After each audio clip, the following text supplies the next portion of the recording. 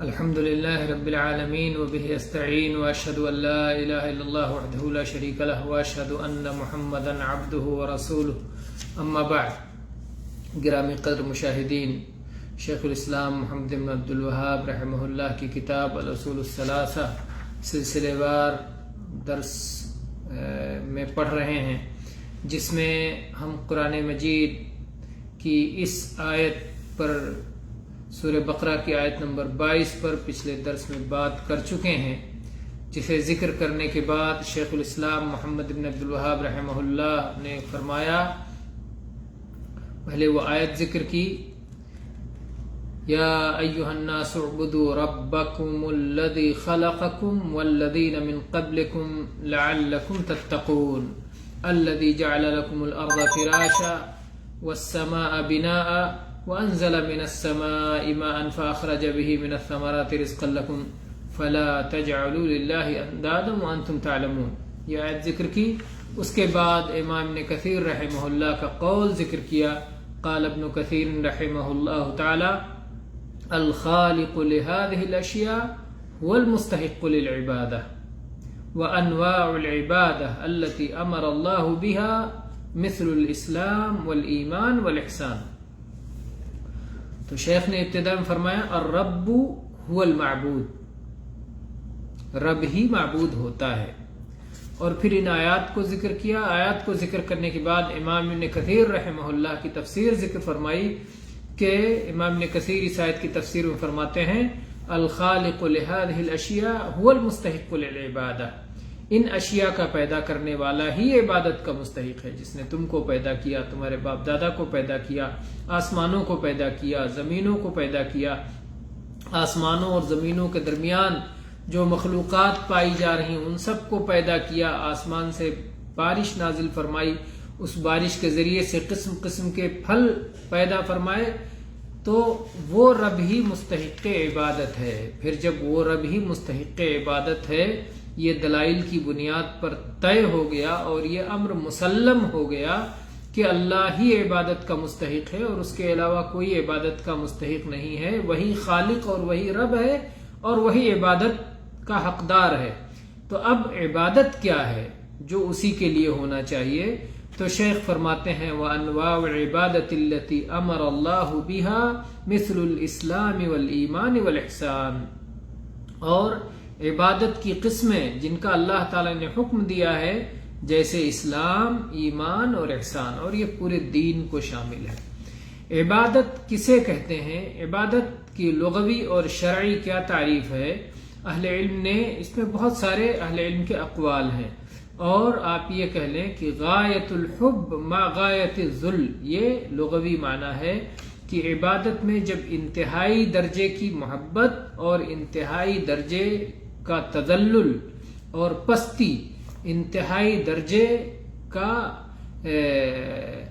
کی ذلت و پستی کسی کے سامنے ہو، خضوع ہو، اور انتہائی محبت بھی ساتھ میں ہو، تو یہ عبادت ہے لغوی طور پر. اور شرعی اصطلاح میں سب سے بہترین تفسیر وہ ہے، عبادت کی تعبیر اور تفسیر اور شرح اور تعریف وہ ہے جو شیخ الاسلام محمد بن عبد الوہاب رحمہ اللہ نے فرمائی ہے: اسم جامع لکل ما یحبہ اللہ ویرضاہ من الاقوال والاعمال. کہ عبادت ایک جامع نام ہے، ایک جامع لفظ ہے جو ان تمام اقوال و اعمال کو شامل ہے جو اللہ تعالی کو محبوب ہے اور جن میں اللہ کی رضا ہے. تو یہ بہت جو ہے زبردست تفسیر ہے، تعریف ہے کہ اللہ کی تمام مامورات کا امتثال اور تمام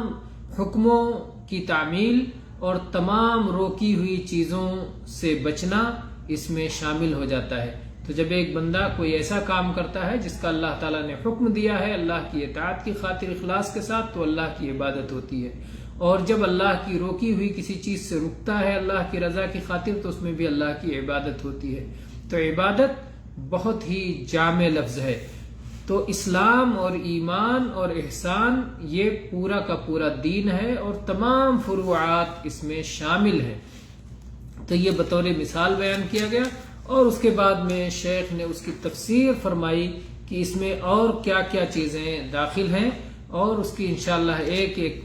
جو شیخ نے بیان کیا ہے آگے پھر آئے گا، لیکن اتنا بتا دیا جائے کہ شیخ نے جو ان 3 چیزوں کا ذکر کیا، اسلام، ایمان اور احسان کا، تو اس کی بنیاد وہ حدیث ہے، حدیث جبریل، جس میں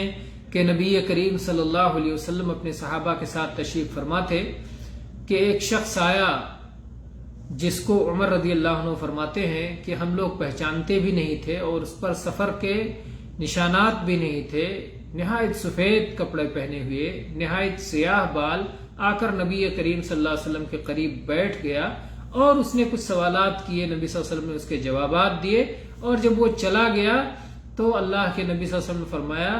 کہ عمر جانتے ہو یہ کون ہے؟ یہ جبریل علیہ السلام تھے، تمہیں تمہارا دین سکھانے آئے تھے۔ تو جو دین سکھانے آئے تھے اس میں انہوں نے 3 بڑے بڑے سوالات کیے تھے، ایک یہ کہ اسلام کیا ہے، اس کے جواب میں نبی صلی اللہ علیہ وسلم نے اسلام کے 5 ارکان بیان فرمائے، پھر پوچھا کہ ایمان کیا ہے، نبی صلی اللہ علیہ وسلم نے اس کے جواب میں ایمان کے 6 ارکان بیان فرمائے، اور اس کے بعد میں پوچھا احسان کیا ہے، تو اللہ کے نبی صلی اللہ علیہ وسلم نے احسان کے دونوں درجے بیان فرمائے۔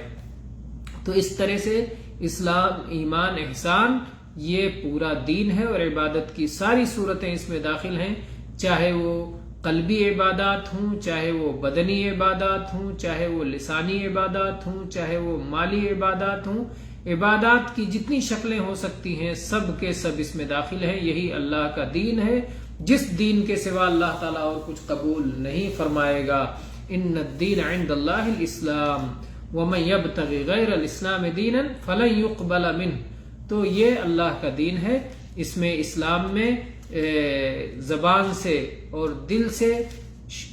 کلمہ شہادت کا اقرار، اشہد ان لا الہ الا اللہ واشہد ان محمدا عبدہ ورسولہ، اس کا اقرار اور صلاۃ قائم کرنا اور زکوٰۃ ادا کرنا اور رمضان کا صوم رکھنا اور استطاعت ہونے کی صورت میں بیت اللہ کا حج کرنا، یہ 5 اسلام کے ارکان ہیں۔ اور ایمان کے 6 ارکان، اللہ پر ایمان، اللہ کے فرشتوں پر ایمان، اللہ کی کتابوں پر ایمان، اللہ کے رسولوں پر ایمان، مرنے کے بعد دوبارہ زندہ کیے جانے پر اور آخرت پر ایمان، اور اچھی بری تقدیر پر ایمان، یہ کل 6 ایمان کے ارکان ہیں۔ اور احسان کے 2 درجے کہ اللہ کی عبادت اس طرح کی جائے گویا اللہ کو دیکھ رہے ہیں، اور اگر یہ نہ ہو سکے تو اس یقین کے ساتھ اللہ کی عبادت کی جائے کہ اللہ ہم کو دیکھ رہا ہے۔ تو انسان اللہ کو دیکھ رہا ہے، اللہ انسان کو دیکھ رہا ہے، مراقبہ، نگرانی کا احساس، اور یہ شعور کہ اللہ تعالیٰ میری نگرانی کر رہا ہے، مجھے دیکھ رہا ہے، میری تمام چیزوں سے باخبر ہے، کوئی چیز اللہ کے علم سے باہر نہیں ہے، اللہ کا علم ہر چیز کو محیط ہے۔ جس ایمان اور یقین کے ساتھ جب عبادت کی جاتی ہے تو وہ احسان، جو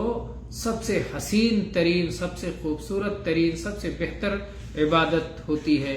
تو یہ عبادت کی صورتیں ہیں اور عبادت کی مشمولات ہیں۔ اب اس کے بعد میں شیخ نے ان